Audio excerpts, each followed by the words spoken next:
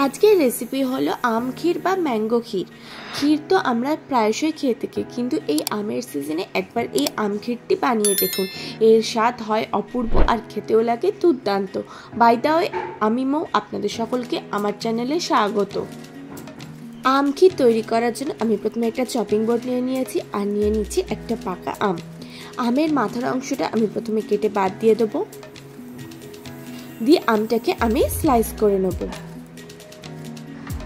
দেখুন আমি আমটাকে স্লাইস করে নিচ্ছি।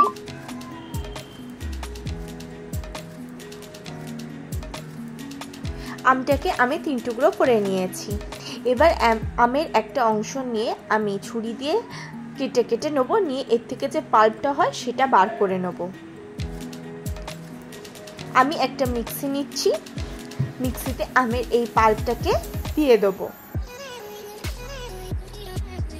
আমের সিজনে আপনারা অবশ্যই একবার এই পদ্ধতিতে আম ক্ষীর বা ম্যাঙ্গো ক্ষীরটা বানিয়ে দেখুন। এটি সম্পূর্ণ ভিন্ন স্বাদের আর খেতেও হয় দুর্দান্ত। দেখুন আমি এইভাবে একটা সাইডের আমের পাল্পটা সমস্ত নিয়ে নিলাম। আপনারা এইভাবেও আমের পাল্পটা বার করতে পারেন বা চামচ দিয়ে স্কুপ আউট করেও সমস্ত পাল্পটা বের করতে পারেন। দেখুন এইভাবেও স্কুপ আউট করে আপনারা চামচের সাহায্যেও ম্যাঙ্গো পাল্পটা বার করে নিতে পারেন। যার যে পদ্ধতিতে সুবিধা হবে সেই পদ্ধতিতে আমের পাল্পটা নিয়ে নেবেন। দেখুন আমি সমস্ত আমটা নিয়ে নিয়েছি। এবার এটাকে আমি মিক্সি দিয়ে গ্রাইন্ড করে নেব। আমি মিক্সি দিয়ে একদম এটাকে গ্রাইন্ড করে নিয়েছি, নিয়ে ছাঁকনির সাহায্যে এটাকে ছেঁকে নিচ্ছি। ছেঁকে নিলে আমের যে শক্ত অংশ বা আঁশ জাতীয় অংশ থাকবে সেটা বাদ চলে যাবে। এবার গ্যাসে কড়া নিয়ে নিয়েছি, ছেঁকে রাখা ম্যাঙ্গো পাল্পটা এতে দিয়ে দিচ্ছি। এবার এটাকে কম আঁচে কিছুক্ষণ ফুটিয়ে জাল দিয়ে নেব।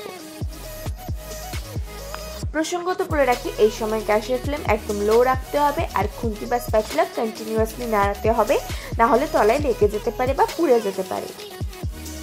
দেখুন আমি খুন্তি বা স্প্যাচুলা কন্টিনিউয়াসলি নাড়াচ্ছি। এইভাবে আমি 3-4 মিনিট মতো নাড়িয়ে নেব।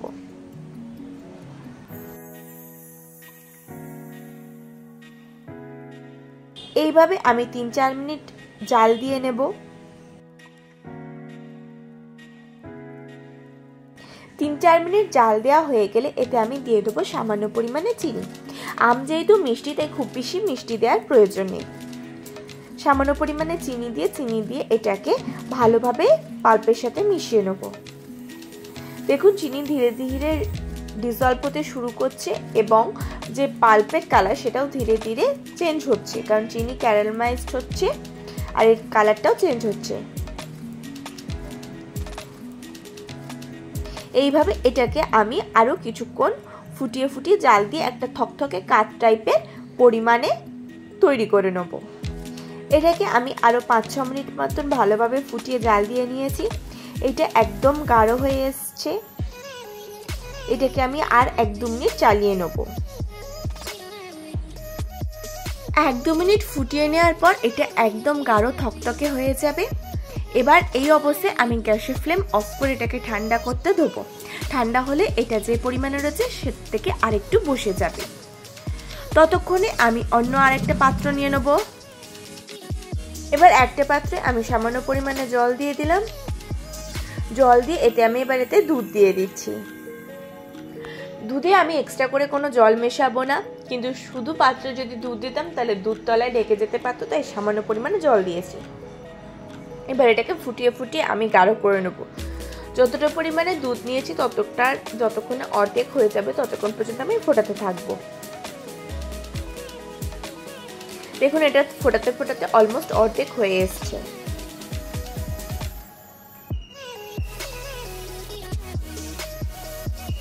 অর্ধেক হয়ে গেছে। এবার আমি গ্যাসের ফ্লেম করে এটাকেও আমি ঠান্ডা করে নেব। এবার আমের যে পাল্পটা আমি রেডি করে রেখেছিলাম তাতে আমি ওই ফোটানো দুধটা দিয়ে দেবো আর দিয়ে দেবো সামান্য পরিমাণে চিনি। আমি এখানে ছোটো বাটির 1 বাটি চিনি ব্যবহার করেছি। আপনারা যেরকম মিষ্টি খেতে পছন্দ করবেন সেই অনুপাতে চিনিটা দেবেন। দিয়ে সমস্ত উপকরণ আগে ফ্লেম অফ অবস্থাতে মিলিয়ে নিতে হবে। এই সময় গ্যাস জ্বালানো যাবে না, তাহলে দুধটা কেটে যেতে পারে। গ্যাস বন্ধ থাকা অবস্থায় আগে সমস্ত উপকরণগুলোকে খুব ভালোভাবে মেখে নিতে হবে। সমস্ত উপকরণ খুব ভালোভাবে মিশে যাওয়ার পর গ্যাসের ফ্লেম অন করতে হবে। আমার চ্যানেলে আমের আরও অনেক রেসিপি রয়েছে, আপনারা চাইলে সেই ভিডিওগুলো দেখতে পারেন, তার লিঙ্কও আমি ডেসক্রিপশনে দিয়ে দেবো। দেখুন সমস্ত উপকরণ খুব ভালোভাবে মেশানো হয়ে গিয়েছে। এই অবস্থায় আমি গ্যাসের ফ্লেমটা এবার চালিয়ে দেব। গ্যাসের ফ্লেম একদম লো রাখবো।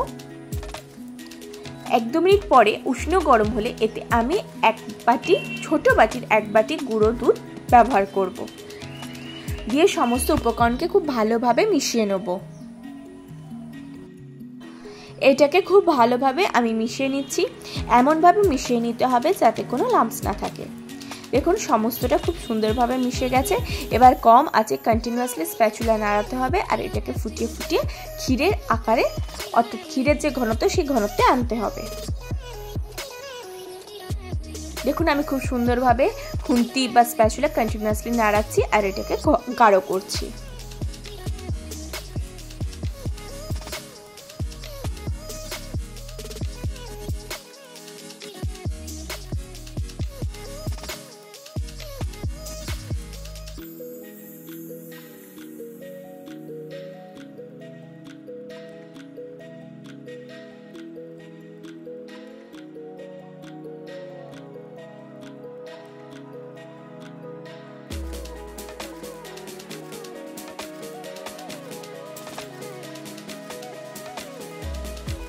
এইভাবে এটাকে আমি 5-10 মিনিট ফুটিয়ে নেব। 7-8 মিনিট পরে দেখবেন এটা ধীরে ধীরে গাঢ় হচ্ছে। এই রকম গাঢ় হয়ে গেলে গ্যাসের ফ্লেম অফ করে দেব, দিয়ে এটাকে ঠান্ডা হতে দেব।